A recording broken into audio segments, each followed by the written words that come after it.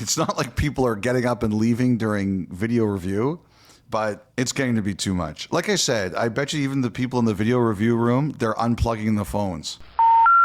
We're sorry. You have reached a number that has been disconnected or is no longer in service. Sorry, system wasn't working. We don't want to talk to anybody. Right to airplane mode. Yeah. Welcome to 32 Thoughts, the podcast presented by the GMC Sierra AT4X. It's your boys, Shramati Bukauskas and the Corduroy Bear, Elliot Friedman. Did you like that jacket? I thought it was beautiful. You were suited and booted on Wednesday night for the unveiling of the Four Nations rosters. We're going to get to all that and the reaction and fallout from those names being announced on Wednesday, but we're going to start. Before we get to the news, Kyle, just quick. This is Spotify Wrapped Week, I guess. And there were a lot of people who sent us notes talking about how we're high up on their list. And just want to say thanks. There's a lot of platforms you can listen to. There's also a lot of other podcasts you could listen to. And for all those people who sent us notes saying that we were high up on their Spotify Wrapped, just a quick thank you. It did not go unnoticed. Very flattering. Well said, Elliot. So why don't we start in Chicago, though, where earlier on Thursday, they shared the rendering of what they hope Wrigley Field will look like for the NHL Winter Classic come New Year's Eve. That looks beautiful. However, the rest of the picture around the Blackhawks right now does not. They fire Luke Richardson, the head coach. Chicago, last place in the NHL with an 8-16-2 record. Heading into Thursday, they were 31st in goals for, 21st in goals against. We had Connor Bedard in conversation before the season in Vegas. One of the big lines that he had talked about needing to take a step, and this team has not done that to this point. I don't know if you can pin it all on the head coach here, Elliot, but was there any part of you that was surprised at the news out of Chicago Thursday? No, I don't think so. I think we all knew this was a possibility. He was in the last guaranteed year of his contract, and I think there was an option for next year, and I think there was a realization before the season if it didn't go this year, it could be the end. Now, let's be honest, as you alluded to there, you take out the bubble where Chicago got in as the number 12 team, the last team to make it in the Western Conference, where they beat the Oilers and lost to Vegas. So take out that crazy time, the COVID bubble tournament, and the Blackhawks are on the way to missing the playoffs for their 7th straight season. And now they have not won a playoff series since winning the Stanley Cup in 2015. The dynasty is dismantled. It's a very, very different place right now when it comes to hockey. And Luke Richardson was hired a couple of years ago, and he was hired at a time where the Blackhawks were not built to win. They were starting over. And, you know, when you get hired at that point, basically you're looking to last as long as you can. You always hope for the best. You believe that you're going to be the person to turn it around.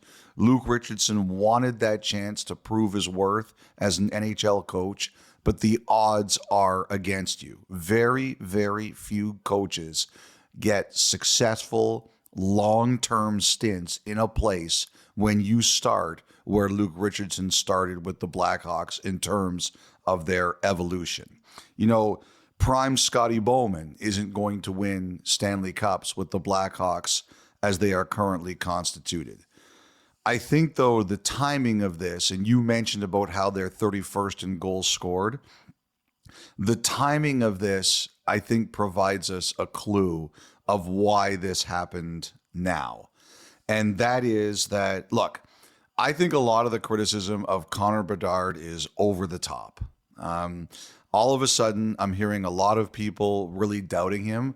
Like, some of this is, Kyle, I really think is recency bias in the sense that, you know, he had a great rookie season last year. He won the Rookie of the Year. Everybody expects improvement. Oh, he had a good year last year. Now we want to see a little bit more. You talked about it. He said he wants to see a little bit more. It's stagnating everywhere in Chicago. And Macklin Celebrini is off to such a great start, and he's breathed some life into the Sharks. And after their terrible start, aside from what happened on Thursday night in Tampa Bay where they got blown out of the building, they're showing some real life. And now, I don't know how you felt, but I felt at the very least, like at the beginning of the year, we're talking about Bedard, should he make Team Canada? And he was on a lot of lists. And all of a sudden, I was looking at it and saying, Celebrini should be at least in the conversation.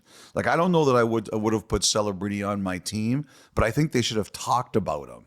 And, we're gonna talk about this in a second, the disappointment of some of the players. Please remind me to talk about this. But it's not a shot at Bedard because they're so loaded.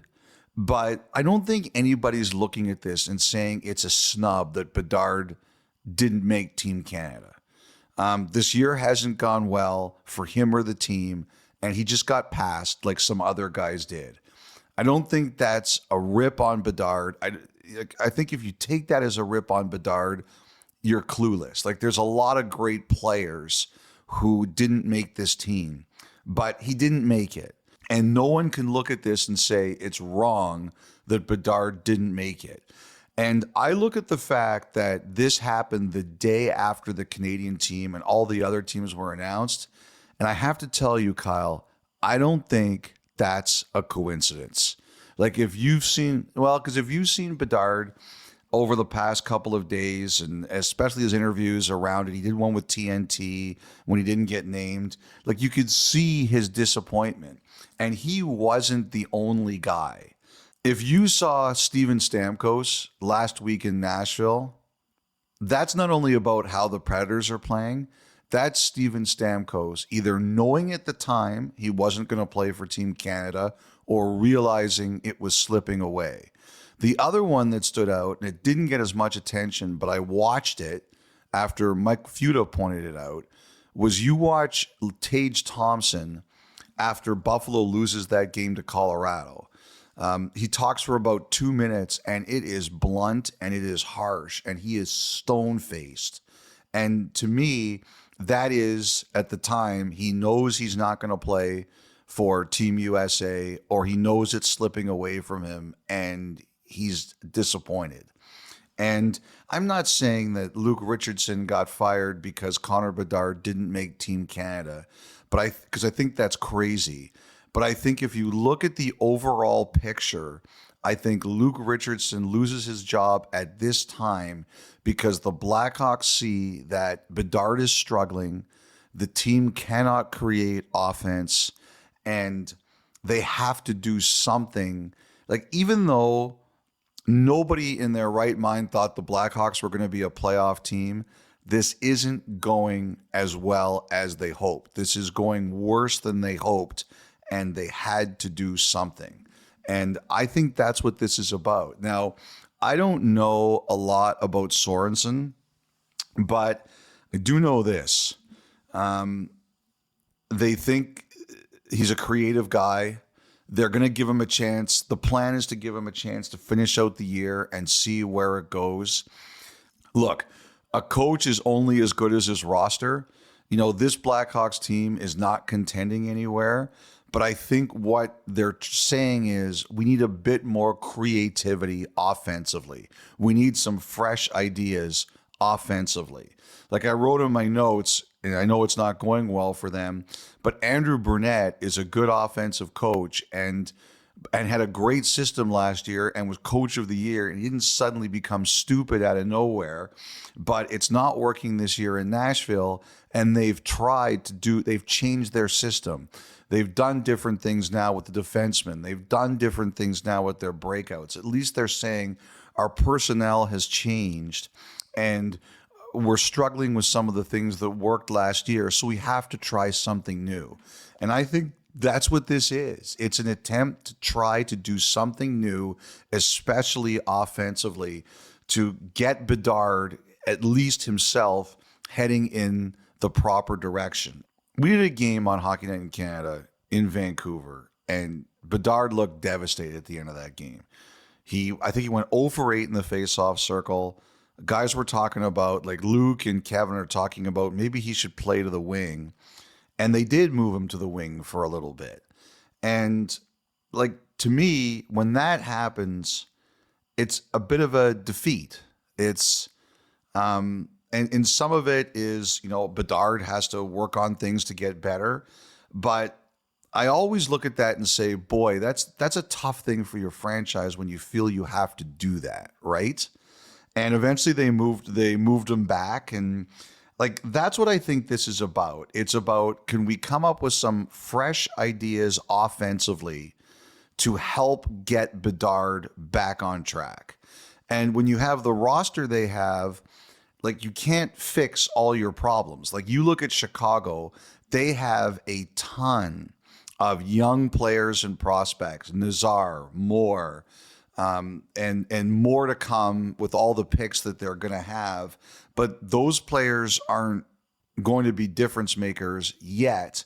And like Bedard as young players, they're going to go through growing pains.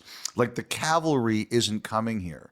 And this is why they tried so hard to get Jake Gensel last year. And I heard they were really disappointed when Jake Gensel went to Tampa Bay. They really hoped to get him because they really thought he could help.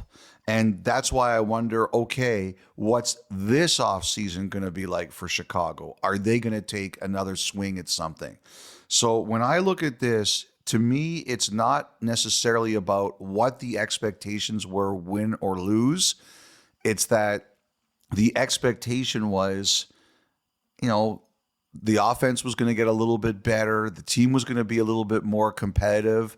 I don't think they expected what they're seeing right now. And that is that everything seems to be going backwards a little bit. This wasn't a season about where Bedard and everything would go backwards. And again, it's not all on Richardson, but I think you get to a point where you say, we have to try something else. And I think Chicago got to that. Yeah, and to your point, I mean, it's not just Connor Bedard that they're trying to put into better situations to produce and have success offensively. I mean, they signed Tyler Bertuzzi to a pretty sizable contract. I'm sure they'd love a little more from him. A guy like Philip Kurashev, they're trying to figure out what his role ultimately is going to be. It's been a little bit diminished this season under Luke Richardson. And you mentioned Sorensen, Anders Sorensen, who will be the third ever European head coach in the history of the NHL. He's also a guy that Swede. Correct. Also a guy that the Blackhawks know very well. He's been part of the organization for 10 years now, Elliot. And when he first got the head coaching gig in Rockford, it was initially on an interim basis and then took over full time. You mentioned Frank Nazar. I mean, under Sorensen with the Ice Hogs, 11 goals, 24 points in 18 games. That has to be seen as a positive for that organization amidst a very difficult season to this point. So you can understand why they made the move and who they decided to bring in to replace Richardson in the meantime. And now we'll see where this all goes. But yeah, it's been another tough start to the year for Chicago for a whole host of reasons. I can't help, this is my own wondering. I can't help but wonder if when Montgomery is available, I got to wonder if Chicago was in on it. With what we know now, 2020 hindsight, I got to wonder if that was something they looked at. So they move forward now with Anders Sorensen, the head coach, on an interim basis. Yeah, a couple other things. First of all, Luke Richardson, I should have said this before. I wish I did, but I'll just say it now. Just one of the great people. Oh yeah. You and I are both tight with Gary Galley. The Galleys and the Richardsons are very close. When the news broke today, Gary was one of the first people I thought of because I knew that would really affect him a lot. The Richardsons, a great family, great people. And I remember I wrote when he got hired, there would be a lot of people rooting for Richardson to be successful. And I don't think that changed at all. Like I said at the top, I in this situation, it's extremely hard to succeed. I think the thing I look at that was the most surprising thing to me was when Taylor Hall got scratched for that game in Chicago. And later, he said that he wasn't, that he didn't know about it. He wasn't made aware it was even a possibility. And when that turned out to be true, I have to say I was really shocked, just because it surprised me that would happen. Richardson played 1,200 games. He was a first-round draft pick, and he was someone who fought to stay in the NHL. So I was really shocked at that, and I think that also created some ripples in-house that were very, very difficult to fix. And I was just sorry to hear that one just went sideways, because it just surprised me, knowing what a good person Richardson is, that sometimes we all make mistakes, and I was kind of surprised at that one. I would also own it. He did own it. Like, that wasn't a surprise to me, like that he would stand up and say, I should have done better. But I do think that caused some problems in the dressing room. No question about that. The other thing too is, you talk about the European coaches, and Chicago now has done 2. Alpo Suonen was one. Ivan Halinka was another with Pittsburgh. But the answer to the trivia question is, the first European coach in NHL history was not one of those 3. Do you know who it was? I don't. I got nothing. Okay. So I just remember this old trivia question. There was a guy by the name of Johnny Gottselig, and he was actually the head coach of the Chicago Blackhawks from 1944 until 1948. And the story I was always very interested about Johnny Gottselig was that he played junior hockey in Canada. He grew up in Regina, but he was actually was born in Russia, and I think officially he was credited with Odessa being his hometown. And he's the guy who really is the first even though he was Canadian raised, he was the first European head coach in NHL history. And I just remember, like, a bit of a fascinating character, because I think he was one of the first Europeans born to win a Stanley Cup as the captain, because he was the captain of the Chicago Blackhawks in the 30s when they won. So I am here. I don't know what the current family tree is of the Gottselig family, but I think he did. I'm here to make sure the Gottseligs get the credit. Nicely done. Thank you. That's you're bringing Thoughtline energy here early on, which we love to hear. All right, elsewhere around the league on Thursday, Elliot, you mentioned Andrew Brunette and the Predators earlier. 3-0, they are shut out in Montreal. It's 6 losses in a row. 3 of them, though, they did get a point in, and they scored 2 or less in all 6 of those games. Brunette, after the game, his quotes that it's become redundant, just a similar story pretty much all season, and that loss in Montreal was just another chapter. I really enjoyed the conversation you and Luke Gazdic and Sam Constantino had on the panel the other night about what you saw and what you heard from the Predators when they came through Toronto earlier in the week. So now, what's your read on this team at this juncture? Where do they go from here? That's a great question. You know what really stood out? So they come into Toronto, and it's just after Stamkos had his quotes. And to me, it was almost like, okay, we're coming through Toronto, we're coming through Montreal, and I know they're going up to your neck of the woods, Ottawa, after. And they were so positive on Wednesday morning at the skate. Like, all the players who talked, and they were like, Nashville's always had a great room. The players are always available. They're always, no matter who's there, it's just like, it always seems like they're really great to deal with. And they were so upbeat. They, even though the math is against them, Kyle really against them, and that's even before these 2 defeats, they were like, they were acting the way players should act. There's still a lot of season to play. We have time to turn this around. We're starting to get better. And I was almost thinking that it was almost coordinated in a way, in addition to what a player should think. It's like we're in Canada and anything we say bad is going to get multiplied 600 fold. So we better make sure we're on the same page, especially after Stamkos had been so frustrated the previous week. And, Marchessault had a really good line when I spoke to him about this year struggling. He goes, I didn't sign here for 1 year. I signed here for 5. Like, we're going to figure this out. And and then they go out and they kind of suppress the Maple Leafs for 40 minutes. But then Craig Berube puts Matthews with Marner, and they just get run out of the building. And Marner had one of the best, like, never mind the assist, like, just all around game. He had one of the best games I've ever seen him play. And then they go into Montreal, and all of a sudden in Montreal, Ryan O'Reilly's hurt. He's now week to week, and they scratch Tommy Novak, who has really struggled. Like, now Novak becomes kind of the biggest guy they've scratched now. They've scratched some of their kids, but Novak is more into, he's not one of the superstars. He's not one of the name guys, but this is a guy they signed to a 3-year extension at 3+ last year. There was a lot of interest in him if they hadn't signed him. Like, he's more of an upper echelon player. And at the start of the year, he's the guy they hope is their number 2 center. And so all of a sudden, you're playing Montreal, and you're without your number 1 center, who's hurt, O'Reilly, and your number 2 center, Novak, who's benched, and you get shut out.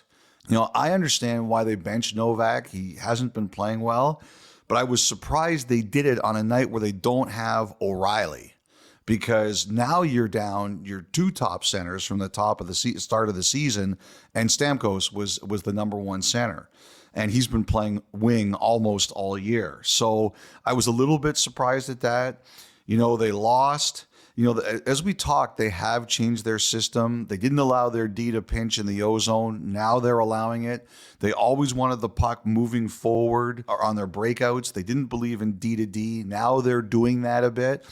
Brunette, and like I said, Brunette didn't turn into an idiot in a year. The personnel just changed. The team is not as quick. It's not working. And at least he showed some adaptability. But these 2 games absolutely feel like a setback. Like they really do. And, I have to tell you, like, Kyle, I'm watching the games on Thursday night, and, San Jose, even though they've been getting better, they're young. That's going to happen. But you look at Nashville, you look at the Islanders. We're going to talk about the game you were at, Ottawa, Detroit, in a few minutes. Like, all of a sudden on December the 5th, that was a huge game between Ottawa and Detroit. Like, it always, Buffalo lost again. Kevin Adams is going to be speaking to the media on Friday, which seems a little bit unusual. Like, there's the stress is big. Some teams out there, they really need a 90-minute hot stone massage, because there's some real stress out there right now. And like Nashville, like, the one thing I really think about Barry Trotz is he's been in that chair before. He knows what Brunette's going through, and he knows that when you're in the pilot chair, like he is, you have to eat the responsibility when it goes bad. And I think that Barry Trotz is legitimately looking at this and saying, I do not want Andrew Brunette to take the full heat for this. Like, I just don't think that Barry Trotz would be comfortable. Now, eventually you could get backed into a corner and you could be forced to do it. That's life in the big city. But the sense I really get there is that Trotz is saying, I do not want Brunette to wear this, because he's far from the only person who should take any or wear any responsibility or blame for what's happening in Nashville. That's what I see in Trotz. But boy, like I said, it was a step back this week. Like, even though they weren't winning, at least they were in games. They were getting closer. And when you're struggling at center, like those guys are, and all of a sudden you lose O'Reilly, oh man, is that a huge task for Nashville to try to overcome. You already called ahead and booked your hot stone massage and Palm Beach, didn't you? That's why No, you you mentioned know that. what? That's a work trip, so I wouldn't do that there. Oh, But I okay, did right. get one for Veteran my move. birthday, which I still haven't cashed in yet, so I have to do that. Okay, so that's on the mind. No, but you know what? Going back to your point about being in games, I mean, there was 4 games in a row that they lost 3-2. 3 of them were in overtime, and then the regulation loss to Toronto on Wednesday. But I can also, Elliot, remember somebody saying to me once, like, one of the worst things you can hear as a general manager is that you have won the off season. Like, almost in some way, it can be a kiss of death because winning the off season doesn't guarantee you a thing when it all starts to count for real. And there were so many people, myself included, that thought they had done some really wonderful things For in the sure. summer, and it just hasn't come together. And in fact, it's gone the complete opposite direction to this point. And another couple steps back for Nashville this week with 2 critical losses where they get nothing out of them, and now without Ryan O'Reilly for the next little bit as well. I have to say, like, there were the team in the East that everybody kind of drooled over. It's worked out for them, New Jersey. Like, they are the one. A lot of people drooled over them, and they're hanging in there. They're doing a great job, and they're as legit as people thought. But you're right. The other side, it was Nashville, and who thought they would have been 31st? Like, not me. No, not a I chance. I don't know. I don't know anyone who did, but there was about 2 hours there where you're watching all these games on Thursday night, and you see Ottawa, Detroit, and you're watching, even like Seattle who beat the Islanders. Like, I think there's been a lot of stress there, especially in the room, who's playing, who isn't playing, the players who aren't playing, like, how do they feel? There's, especially the ones that don't have contracts for next year. I think internally for Seattle, it hasn't been easy. And when you're losing, it's never easy. But there were a lot of games and situations I was watching on Thursday night, Kyle, and I was saying, boy, this game feels heavy for early December. I watch Nashville and I see what's going on around them, and I'm like, everyone's waiting for something to happen. I watch the Islanders, I see what's going on around them.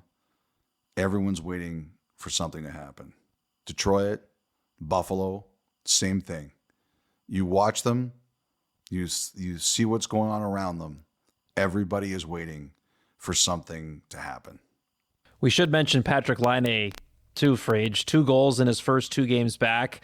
Kind of the Yep. opposite of heavy for him. It was a heavy start to the year, of course, with the injury in preseason and having to wait this long just to play his first regular season game with the Canadiens. You go back to opening night, the ovation that he got when he was acknowledged standing there in a dynamite suit on the bench, but obviously at that time was a long ways away from playing meaningful games for the Canadiens. And I remember bumping into him briefly at the end of that game and just talking about how the crowd reacted to him, and his head was still spinning in a way. Like, he could not believe how loud that building got when he was shown on the screen. Like, that was the first real taste of that market, and for him to be embraced in that way. And the roof came off the building, both goals that he scored this week, and 2 more wins for Montreal as they're trying to crawl out of an early hole that they dug themselves. Yes, I agree with that. And the other thing too about Line is, first of all, I loved his post, the Instagram post about being at the church and basically pronouncing his return this year. I thought that Yeah. this week, I thought it was fantastic. But what that was for Montreal is, it's been a hard year, and it was kind of like making a big trade and getting a big player in, and it kind of breathes new life into your lineup. That's what that was. It wasn't a trade, but it was a player coming back, and you could see they were excited to have him. In a really hard year, that lifted them up. I have to say, watching the games, and we'll get to some other stuff in a second, Kyle, but I'm watching these games tonight, and there were again some really tight goaltender interference calls. Flames in overtime that wasn't a challenge. That was in overtime. So the league looked at it. Parayko's goal was able to stand. I felt terrible for that Sabres player who made his NHL debut tonight, Tyson Kozak, who lost his first NHL goal on a goaltender review call. Oh, yeah. You know, like I was surprised that Parayko goal stood, by the way. You were, eh?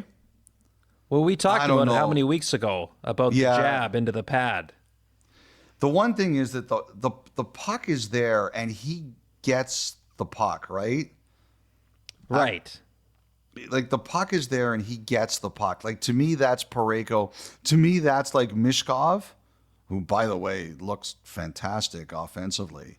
Like to me, that's the same as Mishkov. That's a guy taking a swipe at the puck and not trying to push the pad. Like I get it. I can understand that one. But you know what this is starting to remind me of, Kyle?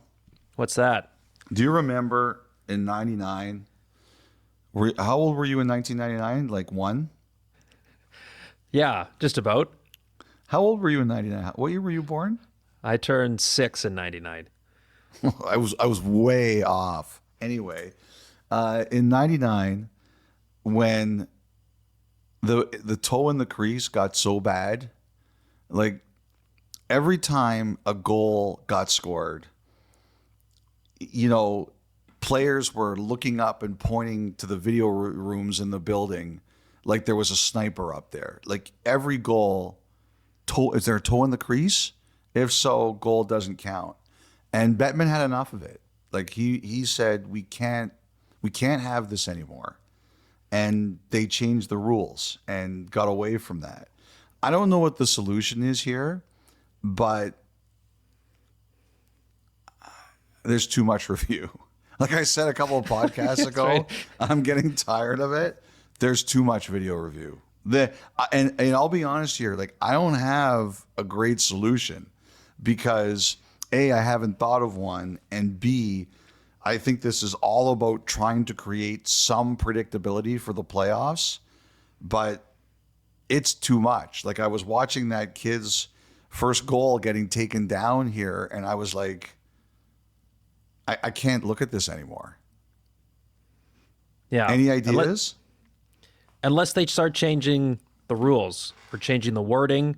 But so long as we live in a world with this many different camera angles and high resolution camera angles and replays and all of that, under the current way the rules are set up, I don't see it changing at all. I don't think it's possible.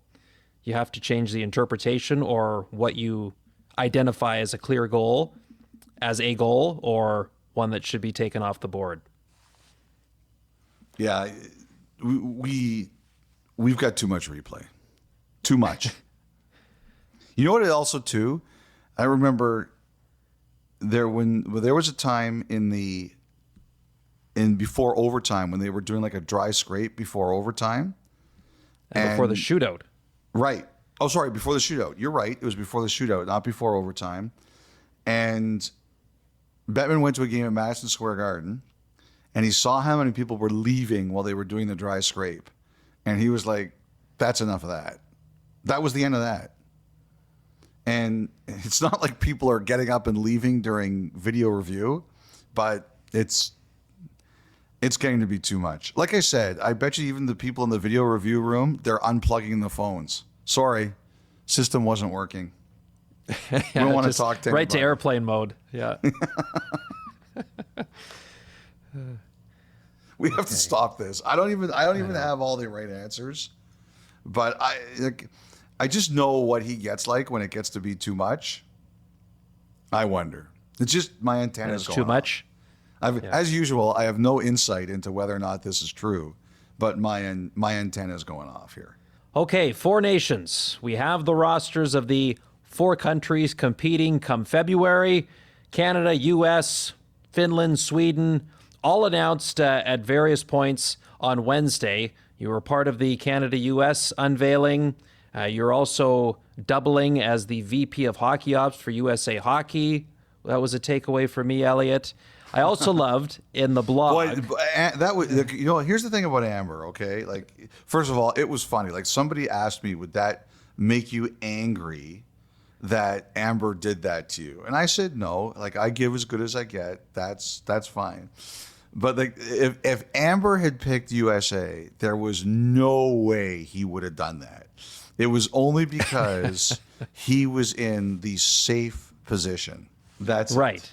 And was that why, after we did our little exercise last week, that you pointed out in your blog that you and I had 55 correct picks and DA only had 52? Yes, that had something to do with it. Yeah. Although I didn't like send it directly to Connor McDavid. No, that's right. That's where you two differ. I am well aware that McDavid would not waste 1 second of his life reading that garbage. You're right. Okay, so the rosters. Surprises, lots of expected names coming out, of course, but there's always ones that make you go, come again? Well, I would say first, I think the thing that really stood out to me was we talked about it a little bit in earlier, but like you could tell Bedard was really mad he didn't make it. And I think Stamkos was really disappointed he didn't make it. And I think that had something to do with the timing of his comments last week. And so this is after, listen to Tage Thompson after Buffalo blows that 4-0 lead and loses to Colorado.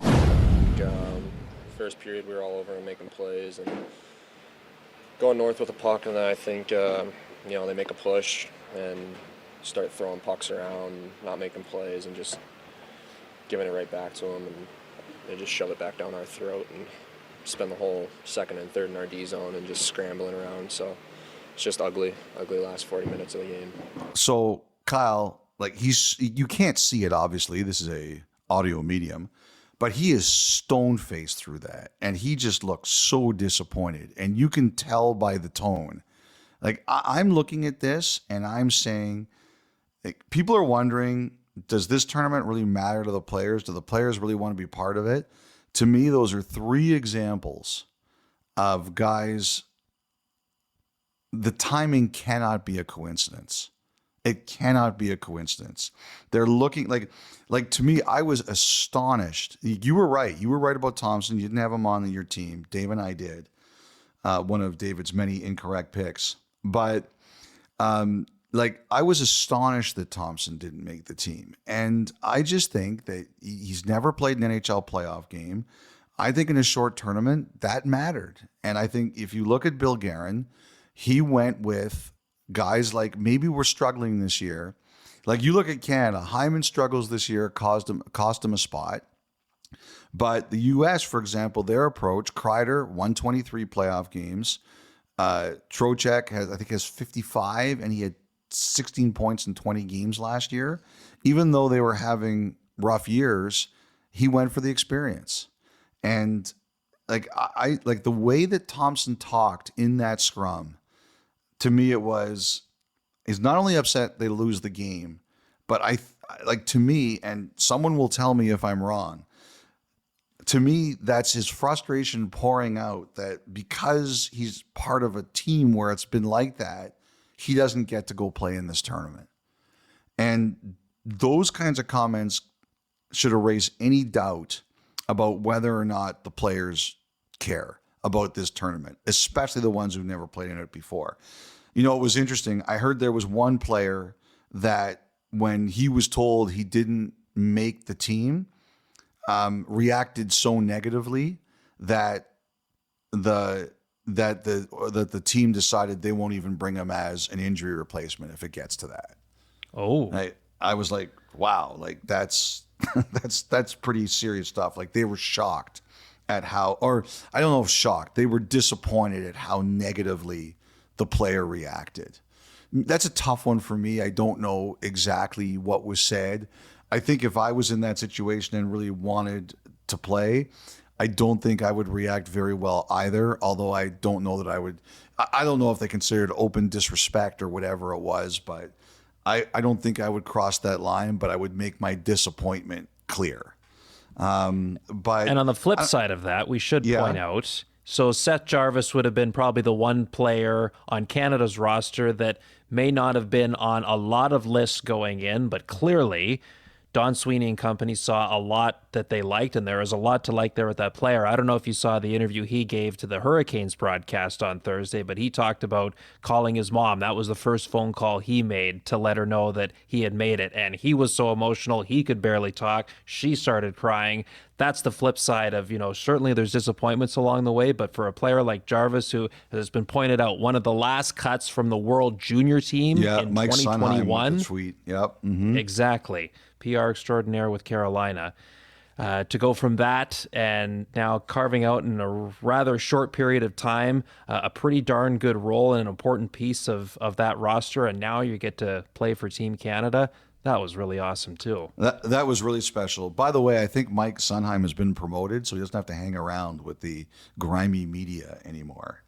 No wonder he's in such a good mood all the time. Oh, that's right. Yeah. Yes. Yeah. But I agree with you. Sorry, Mike. That was I agree with you. That was a beautiful moment. And like I said, that's not a bad pick. That's all of us being dumb for not potentially seeing it coming. What were the biggest surprises for you? Like for me, like Finland, their pool is such that, there were a couple other players they could take, but I wouldn't call anything a surprise. What stood out for you? Yeah, I guess if we go back to, we talked a lot about Eklund and Zetterlund. I was surprised neither one of those made it to an extent. I didn't have Elias Lindholm on initially. Understand why they go with him at the end of the day. For the U.S., there was a lot of good options.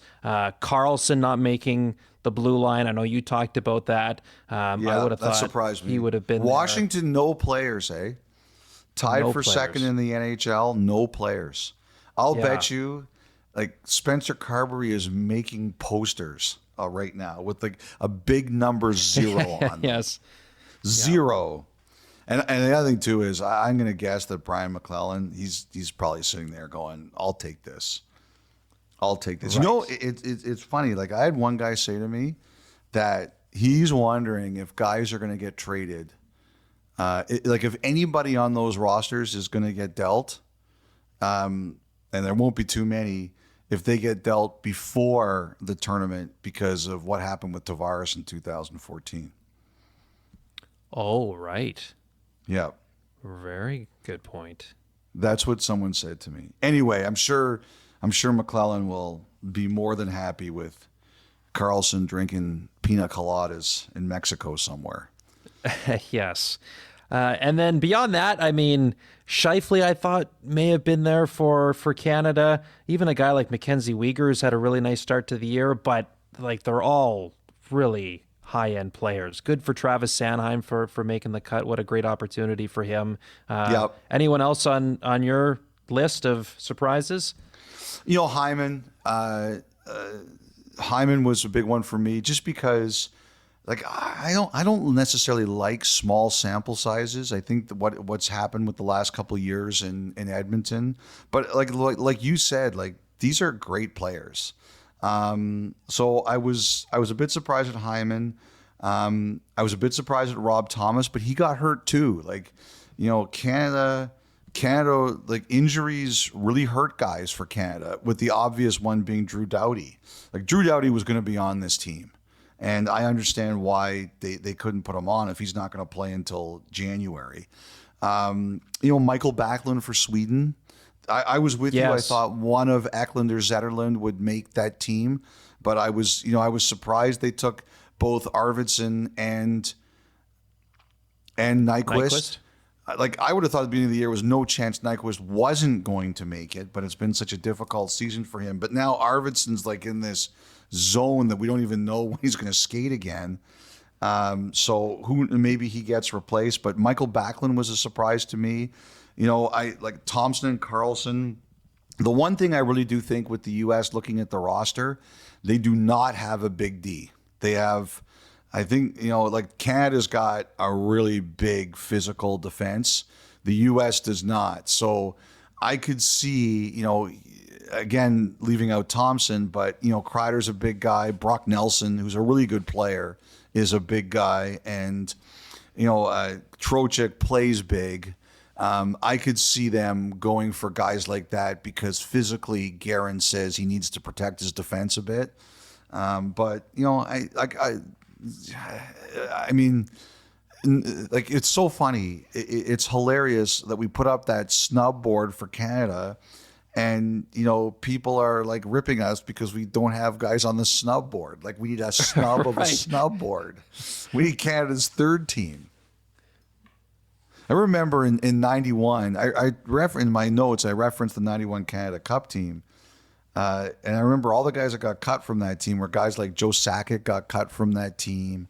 I remember Don Cherry went on the broadcast and he said the B team could have won that tournament. Now, I don't necessarily think that could happen now, but they wouldn't be terrible. No, they wouldn't. Just over 2 months away, February 12th, Canada and Sweden kicks off the Four Nations face-off from Montreal. All right, that brings us to the final thought, which is brought to you by GMC and Elliot on Thursday night in the nation's capital. It was the Pizza Line reunion. Daniel Alfredsson, Jason Spezza, Danny Heatley, all under the Canadian Tire Center roof, again for the first time since 2009. Now, this is something that has been in the works for a little while now. It's a good interview you did. Oh, appreciate that. He was really good with his time. It was neat that he had his family there. And you could, as he said in the press conference and in our conversation too, like, it was just the joy that he was feeling being back. You knew for a while he had wanted to come do this, but as he said, he wasn't going to come out back to Ottawa without an invite first. So this is something where, for those that are familiar with the history there, it was never going to happen under the previous ownership.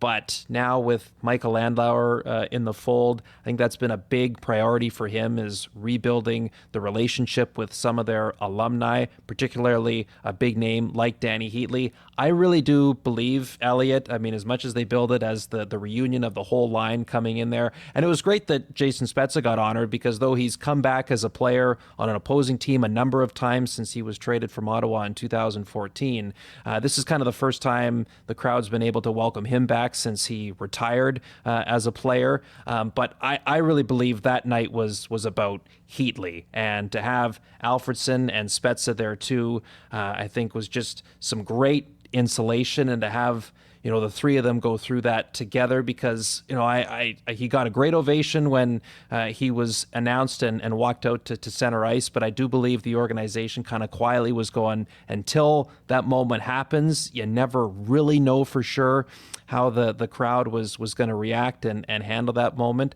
But you could tell that the fan base was ready to embrace him again. So that was, as they have all three of them said, the most success, the high points of their playing careers all came when the three of them were together as teammates and as line mates. And I thought, it was interesting that Heatley noted too, he said he didn't have any regrets about how it ended in 2009, but as he went on to San Jose and Minnesota, and then a little bit there in Anaheim at the end, he realized, as much as he enjoyed playing with other great players in the other stops in his career, the chemistry, the natural fit that it was with the other two, that's something that doesn't come around very often.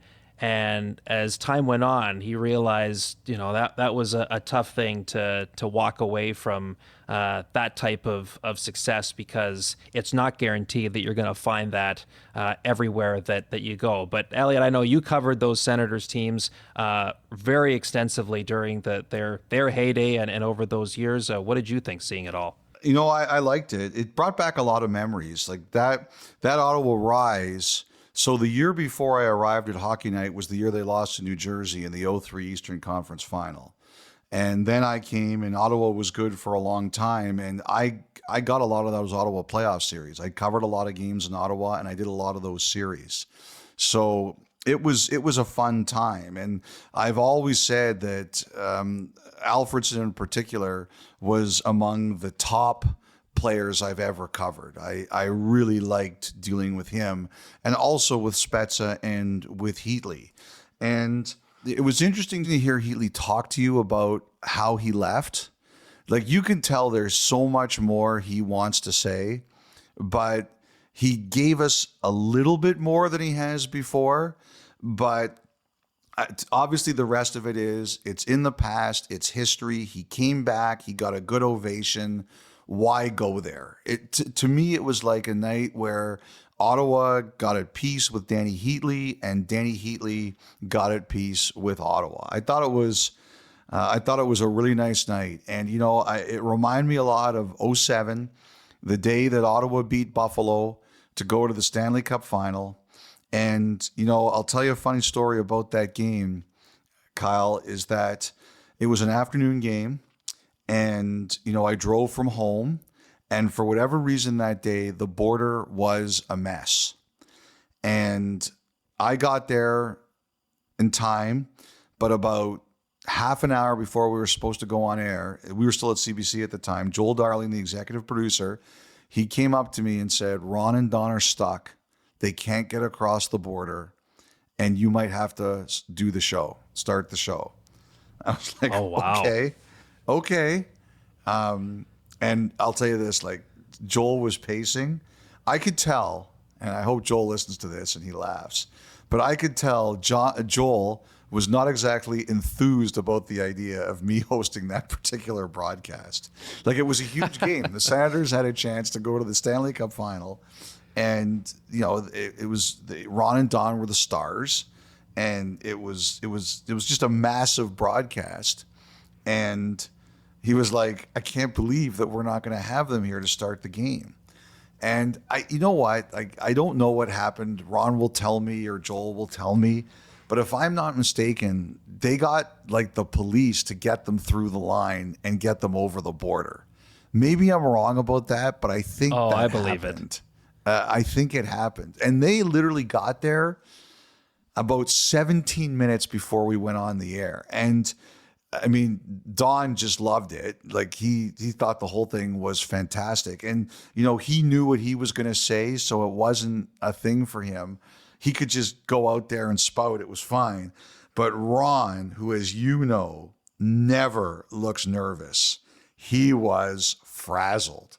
It was the first time. That was my, I think, fourth year at Hockey Night, 03-04. So it was my fourth year.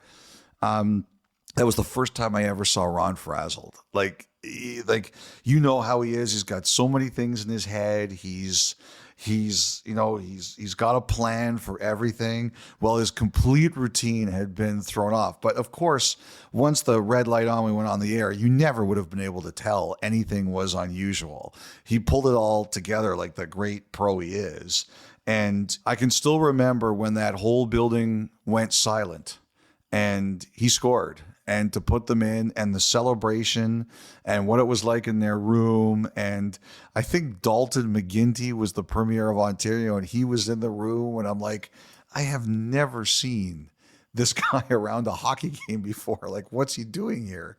And it was just like, you know how it is when someone wins, like everybody wants to be in there. Like, those were great moments. Covering that team was great moments. And, unfortunately, it was so wild in Ottawa under Melnyk, because they'd have great teams and then they'd have big, terrible years. And then they'd have great teams again. And then they'd have big, terrible years. And, you consider where the Senators are now, and in 2017, they were in overtime in Game 7 in the Eastern Conference Final, and it just fell off a cliff. Like, tell me what you saw watching that game. First of all, that was a weird game between Ottawa and Detroit. Like, there was some weird stuff that happened in that game. Well, yes, I mean, Ottawa completely controlled things through two periods, and then Detroit ties it in the third, and the third period is where it got weird. I thought there was like an early kind of ticky-tacky call, and then all of a sudden the standard of the game shifted, and so anything kind of close, the arm went up, and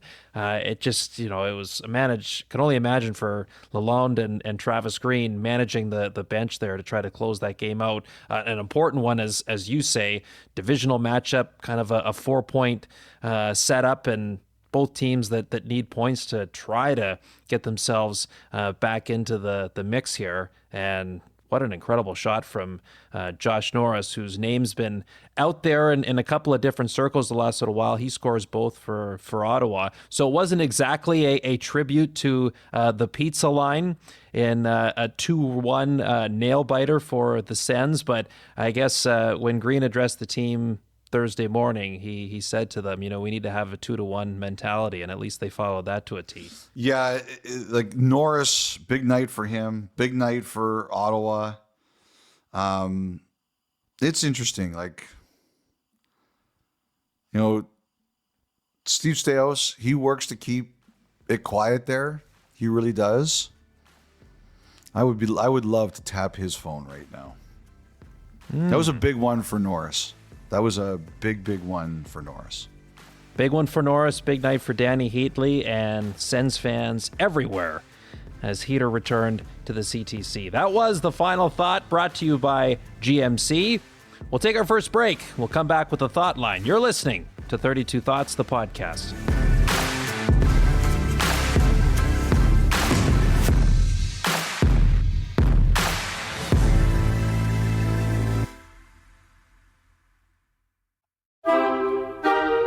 All right, welcome back. Time now for the thought line, 1-833-311-3232. The email, 32thoughts@sportsnet.ca. Elliot, before we go any further, should we get The this Sedins? Yeah. The Sedins? Yes. Apparently the thought line was jammed full of it. Griffin joked we may have to call in someone from Sportsnet PR just to sort everything out. There was that many coming after us for the Sedin omission that was not. Were they from Vancouver or were they from Sweden? Where were these people reaching out from? Here, there, what and kind everywhere. of phone operator do we need? Do we need Google Translate? What's necessary here? Apparently the hits were coming from all over. Well, I'll just say this: you guys are all right. This Sedin's going second and third, and getting their numbers retired by the same team. Absolutely, totally true. I'll just confess it right away. I was purely looking at 1-2 picks because the question was about Marlo Thornton. I was thinking about 1-2s, the 2-3. When I have tunnel vision, it's very on brand. I have tunnel vision. I don't see anything else. If you tell me to look for a bar of silver and right next to me are 36 gold bars, it's possible I may miss the gold bars. So, yeah, you guys are all right. Totally true. It was a miss, but it's very on brand for me. If I am thinking about something, I'm not thinking about anything else. And that's why I didn't remember the Sedins. That's all. And I would just say, because yes, you are absolutely right. The question was first and second overall in a draft to have their numbers retired. So that's why I kept the Sedins out of the conversation. I know how easily you can get confused and distracted, so I didn't want to integrate that into the conversation for your own good. Thank you, Kyle. I appreciate you looking out for my well-being. And you notice, Dom, that we didn't try to say that we knew all along or blame it on something else. We just... we took the blame. And Dom, I would also say, Dom, the producer, that you're from Vancouver. You should have been the one that noticed it. So truly, it is your fault. No. Not mine or Kyle's. No. The question was 1-2 picks. 1-2 picks. It's one of the few times Dom was actually listening to our conversation. Once again, Dom Sramati. I have no responsibility for any of this, Dom Sramati. How millennial of me. Very, very. Yes. You were all right. I just wasn't paying attention to it. You're forgiven. Okay. Thanks. And we will begin today with Moshe, a Canucks loyalist in NYC. Hey, Elliot, Kyle, Dom. Huge fan of the pod. Don't miss an episode. Thank you for that. With all the talk about raising the cap and the resulting increase in star players' salaries, was wondering about the little guys at the bottom. How is league minimum salary determined, and when will we see that go up as well? Go Canucks, go. Good question. So I'm looking at it right now, and basically the way that works is that it's set as part of the CBA. The league minimum salary for this season is $775,000. No player can earn less than that unless they're on a minor league contract, whether it's a two-way or a pure minor league deal. But the minimum of an NHL salary is $775. Now, it hasn't always been that number. Under the terms of the most recent CBA, in 2021, it was $700,000. In 21-22 and 22-23, it was $750,000. It was moved up to $775 last year, obviously this year, and for next year, which is the last year of the current agreement, it is also $775. So that's the number you're looking for. Very good. Keeping with the theme of contracts, voicemail next. Zach from Kelowna. Just had a question about the bonus structure, as you were mentioning on your previous podcast. Curious if there's league rules or guidelines that have to be included, and if the NHL has to review them to approve the contracts with these bonus structures included. For example, if a player gets a bonus structure for X amount of games played and it's lower than other teams, is there a baseline that has to go across the entire league? Appreciate it. Thanks, guys. Also a good question. First of all contracts have to be approved by the NHL. No contract can be formally announced until the league central registry has approved it. You'll remember a few years ago, one of the big ones was when Ilya Kovalchuk extended with the New Jersey Devils. He signed a huge contract that the NHL initially vetoed. So they do have the power to do that. That's part number one. Number two, there are only three kinds of players who are eligible for performance bonuses. The first group is anyone on an entry-level contract, rookies. Second are players aged 35 or higher on a one-year deal. You can sign players to bonuses. And that's some of the bonuses you're talking about, 10 games, 20 games, things like that.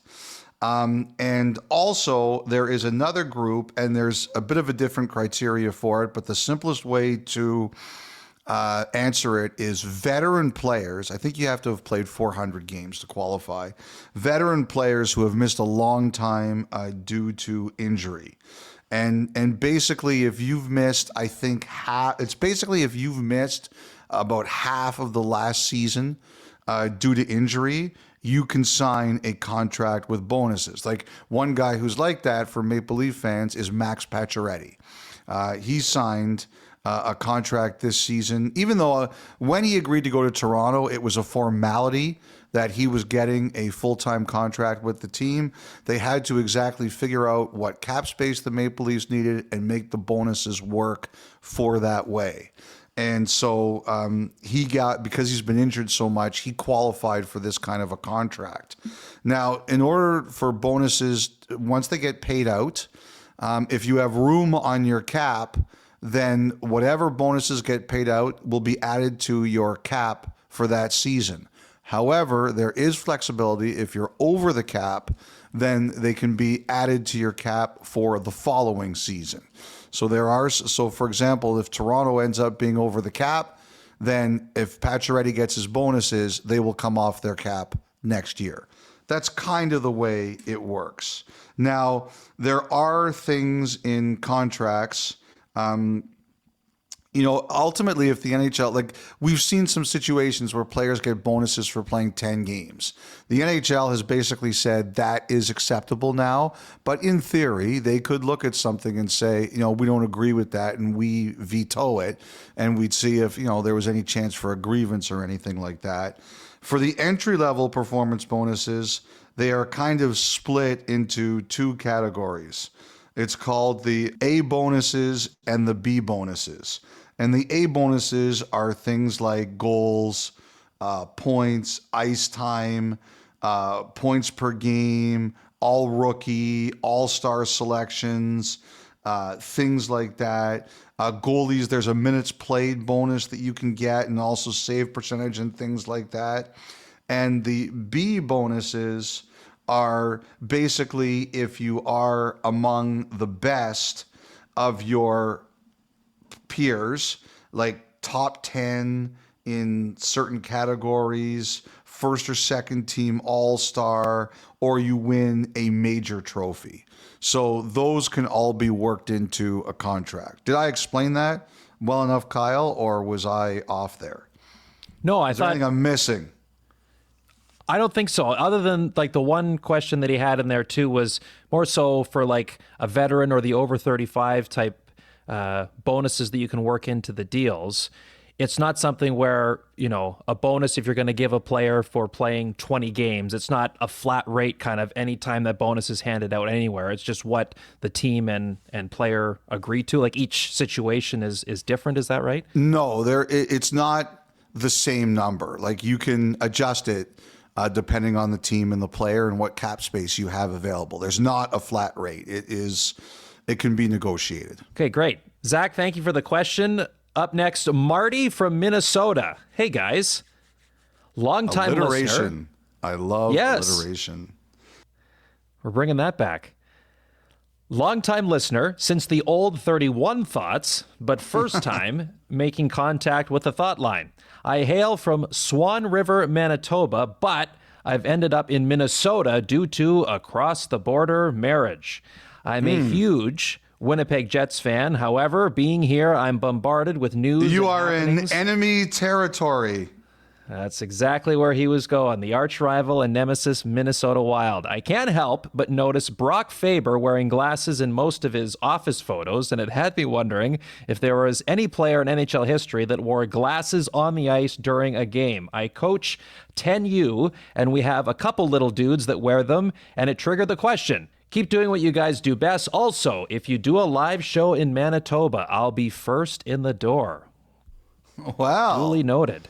So, All right. Al And we're Arbor going to came to say mind for this me. is the guy who came up from Minnesota, and the Jets fans are going to pummel him before we can even say that he's really a Jets fan. How dare you leave us? Well, Al Arbor that's- came to mind for me. That's the one. Like that's the guy. Al Arbor is the guy, and you're right, Kyle. You know, for the kids who wear glasses on the ice, you should know that Al Arbor was the captain of the St. Louis Blues at one time. So it's not like this is an insignificant player or anybody should see wearing glasses on the ice as a hindrance necessarily. This was the guy who was the captain of the St. Louis Blues in the National Hockey League. And, you know, there are pictures of him wearing glasses and no helmet, which is actually kind of funny to see. Of course, Al Arbor went on to be a famous head coach, won 4 Stanley Cups with the New York Islanders, and Kelly Rudy and Glenn Healy speak the world of him as a father figure, a mentor, and a leader. But I would say to any young player, boy or girl, who's wearing glasses on the ice, if Al Arbor can captain the St. Louis Blues of the National Hockey League while doing it, you can too. And in terms of fictional players, the Hanson brothers as well. Check that Oh, good call. Good call. Although those glasses didn't last very long and all the fighting they were doing. box. No, they saw some things. They saw some things. Great question, Marty. All right, Jacob from Wheeling, West Virginia. Greetings from Nailers country.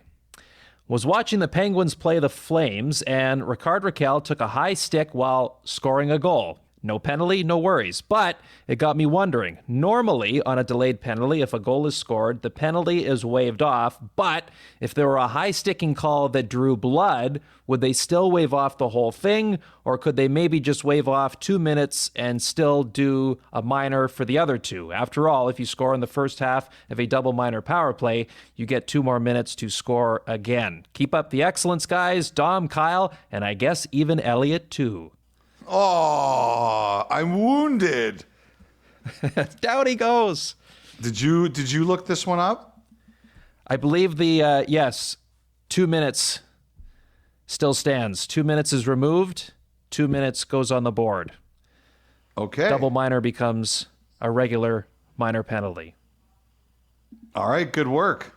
I admit, when it comes to the rule book, I double check everything because there's some weird stuff in there and I don't know what it all is. Oh, it's a good question because I'm reading it Yeah. and I'm going, I think this is the answer, but I better double check. No, Kyle, I don't think you should check. I like it better when we just guess and then we get it wrong, and somebody calls and says, "What on earth are you two guys doing? Why don't you check the right answer?" All right, Casey from Potsdam, New York. Hey, fellas. I am the play-by-play voice of the NCAA Clarkson Golden Knights, who just lifted the Smashville Women's Showcase guitar. Yes, congratulations to the Women Golden Knights, who beat Merrimack over the weekend. Our equipment manager and I are on a long trek in hour 40 of driving the big box truck and are now wondering the following. Do teams fly to all away games, or do they take a bus for some regional trips? We were thinking of Buffalo versus Toronto, Ottawa versus Montreal, and other matchups like that. Maybe we are just jealous of our champs who have beat us home by over 12 hours. Big fans of the pod. Big fans of the pod. Thank you for keeping us occupied through a grueling overnighter. Cheers. That's good. There are some bus trips, like Toronto has done the bus before to Buffalo. I mean, obviously, Rangers, Islanders, Rangers, Devils, like those kinds of things. Yes, bus. Ottawa, Montreal, I've heard all different. I've heard some flying. I've heard some train occasionally. I remember when I was a teenager, they did a train trip to open the season in Montreal, and they all dressed like they were from the 1940s or whatever. So there are, obviously LA, Anaheim. So there are, yes, some bus trips, but, mostly it's flying. I had heard, from time to time, Toronto would do the bus to Buffalo, but apparently a couple years ago, I think they had lost in Buffalo, and it was late at night. They're busing back home, and there was a bit of an issue with the bus, and so they were stuck for a little while trying to get all that sorted. And I think from that point on, it was like, we're not putting ourselves in this situation again. So I do believe that more often than not, the Leafs will fly to Buffalo, even though it's a very short flight. I learned today, Elliot, that there are at least 13 instances this season where teams are taking the train from either Ottawa to Montreal or Montreal to Ottawa as they make that leg of the road trip. Really? Yes, and certainly the Sens, when it's a one-off, they will train to Montreal whenever they can. I had no idea the cost just in the wintertime. Obviously, the price to fly a private jet, you can imagine it comes at a pretty big number. But even things like de-icing, the cost associated with that, I had no idea it was that expensive, but it is. So anytime a team has the opportunity to do something like hop on the train and mitigate the travel expenses, they look to do that. So I had no idea that it was as many as I didn't know that either. Potentially 13 times this is going to happen between Ottawa and Montreal this season, but that's what I learned today. So it happens maybe a little more frequently than we realize. I have to say I've become a bigger fan of the train as I've gotten older. They have functioning internet now, and I find it pretty comfortable. I find the service pretty good. The one thing, though, someone said to me their bag policy is changing, and it's ridiculous. This is a person who takes the train a lot. As a matter of fact, he's thinking of maybe giving up the train because he thinks their bag policy has become so crazy. I don't know what he's talking about, but that's what someone said to me today. Well, that person's not going to like the Air Canada news this week either. I heard about this. What are they doing? Like no carry-on bag? When you do the basic fare, yes. Are you serious? Unless you're because WestJet went that way. You see it, I think, Porter to a degree, like the most basic fare. You've got to pay to have a carry-on bag. Well, I've seen that. Okay, Dom's calling me like train insider. I know that. I recognize that. Sometimes you have to pay to have your carry-on bag, but I saw they're thinking of like banning carry-ons. Like that's crazy to me. That's Unless insane. You're super duper elite like you are. If you have the status, then you can still book the basic fare. You travel more than I do. You've got better status than me. Right, but you travel a better way than I do. So that's where you catch me. You need a better agent. Oh, man. You are cruel. You are cruel. You're going to receive a cease and desist letter. All right, Casey, great question. Get home safe, or I hope you did get home safe. We'll wrap up with Axel from Switzerland. Hi, Kyle and Elliot. Thanks for all the great work you do, and I love how you mix sharp analysis with a good dose of humor. We're still working on that. Okay, Kyle didn't think that last one was so funny. Yes. I've got a question that I think might pique your interest. Is Taylor Hall's 659 game gap between his fourth and fifth career hat tricks the largest gap in NHL history? Ooh. Hall had 4 hat tricks with Edmonton in his first 4 seasons, but then none for the next 9 seasons while playing for the Devils, Coyotes, Sabres, Bruins, and Blackhawks. Looking forward to hearing if this stat has any historical rivals or if Hall takes the crown for the longest hat trick dry spell. I assume you asked about this one, because off the top of my head, I have no idea. I sure did. I had to come ready. Okay. What does Hall have the record? He does not. He is, so for the purpose of this exercise, we're going by total games in between hat tricks as opposed to years and days because of how the question was presented by Axel. He is 6th. 659 games is the 6th longest stretch. I will give you one hint to start. Okay. Number 1 on this list is an answer to another question we had on the thought line a number of weeks ago now that was kind of a surprise to us at the time. We'll see if that helps. Okay, let me just say for the record, like, I can't remember what I ate for breakfast this morning. So if you're asking me what an answer was on the pod weeks ago, no chance. Okay, well, first of all, why don't we do this? If he's 6th, give us 5, 4, 3, and 2. Okay. Number 5, Dale Hunter, 670. Wow. Number 4, Matt Duchene, also 670. Number 3, Blake Wheeler, 694. Wow. Number 2, Guy Carbonneau, 828. Wow. Okay, so what era are we talking about here? This is going to be a tough one, but I'm going to try. What era are we talking about here? He's a current player in the NHL. Current player in the NHL. And broke his streak in April of 2022. And still around, eh? Forward, I assume? Like a forward? Yep. April 2022. I'm trying to remember what April 2022 looked like. Colorado, Tampa Stanley Cup final. I always start there and kind of work my way backwards. So this would be a guy. I assume this is a guy who's in like his 30s now.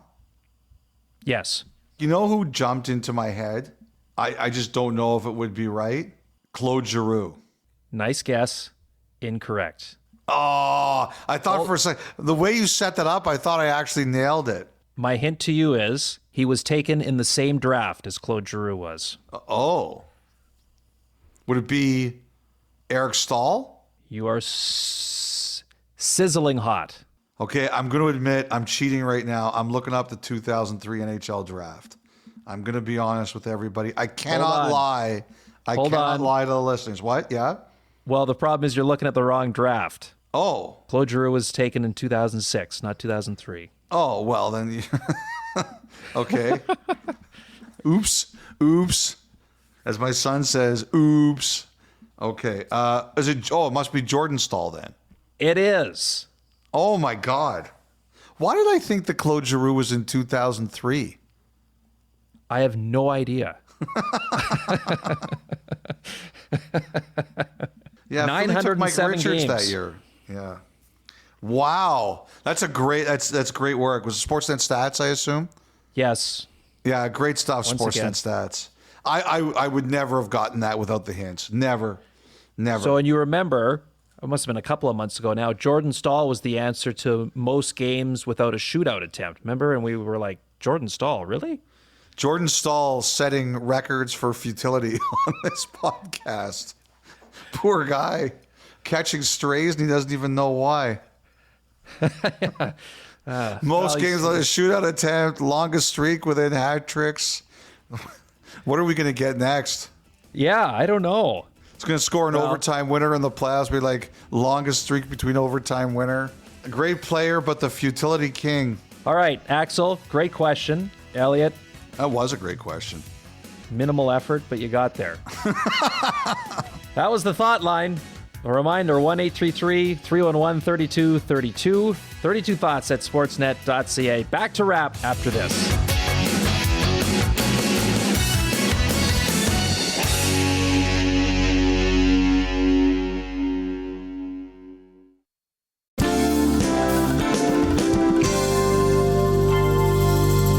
All right, welcome back. Before we go, Elliot, as you know, the dog's grip on society, I feel, is tighter now than it has ever been before, and only gets tighter with each passing year. So Thursday night, Connor McDavid is honored for 1,000 career points. His dog, Leonard, on the ice for the ceremony along with his wife Lauren and his parents. He was excited to see Connor. He even got a silver chew toy. He wasn't sure about it initially, but great of the Oilers to think of that as well. He got some cuddle time with Gene Principe during the intermission too. Once again, when you introduce a dog to the conversation, they very quickly become the centerpiece of everything that's going on, even when we're talking about one of the great players of our time. I just loved when Gene brought the dog on the set. I have to say, my only disappointment with this is that I would have figured that Gene would have found some way to actually give the dog a human voice and talk into a microphone. I'm actually disappointed that did not occur. Like What? Gene's slipping that because he would have done. Because he's the kind of guy who would have been creative enough to say, I'm going to interview this dog, and here's the audio I want you to put in its mouth. Like, I was actually disappointed that this didn't happen. Are you kidding me? The content that guy has created this year alone, let alone his entire career. I know you've graduated now to life in the studio with your corduroy suits and you're above the rinkside duties and all the work that goes into 30 seconds of television at the start of a broadcast. But good. I will not stand for disappointment for Gene over this No, one. Man works you know too what this hard. is? I got nothing against Gene. Like I said, he should be in the Hockey Hall of Fame, Gene, or at least the Broadcast Hall of Fame, whatever you want to put him in. But I have a high standard for him now. Because of what he's done, I Yes. expect greatness. And that was a really good segment with the dog on, but it could have been great. We were missing dog audio. All right. And Something in to work with. the post game, when he asked McDavid about it, What did you think of having the dog out there? Yeah, I mean, no kids, so he's the closest thing I got. So, it was nice to see him out there. He's a great little dog, and I love him. So it was great having him out there. Yeah, it set the tone for the game, and I think in Columbus's case, they were barking up the wrong tree. Connor, congratulations. Well done, thanks. you could tell he enjoyed that. He sure did. And we hope you enjoyed this episode of 32 Thoughts. And one final thing, we should mention what's to come this weekend on the network. Hockey Night in Canada, Hockey Central Saturday gets you started tomorrow, 6:30 Eastern, 3:30 Pacific. A trio of early games again this week. Toronto's in Pittsburgh, Washington's in Montreal, Nashville is in Ottawa. The nightcap, Connor McDavid and the Oilers host the St. Louis Blues, who are winners in Calgary on Thursday night. Also on Sunday, two regional games that can be viewed nationally. Vancouver hosts Tampa Bay, 4 o'clock Eastern, 1 Pacific, and Calgary is in Dallas. That is 8 Eastern, 6 o'clock Mountain Time. So plenty to keep you busy over the weekend. Frege, I will see you down in Palm Beach for the Board of Governors meetings next Monday and Tuesday. That's where we will reconvene for the next episode of 32 Thoughts. Until then, we appreciate you spending some of your day with us. We'll talk to you again on Monday. Bye.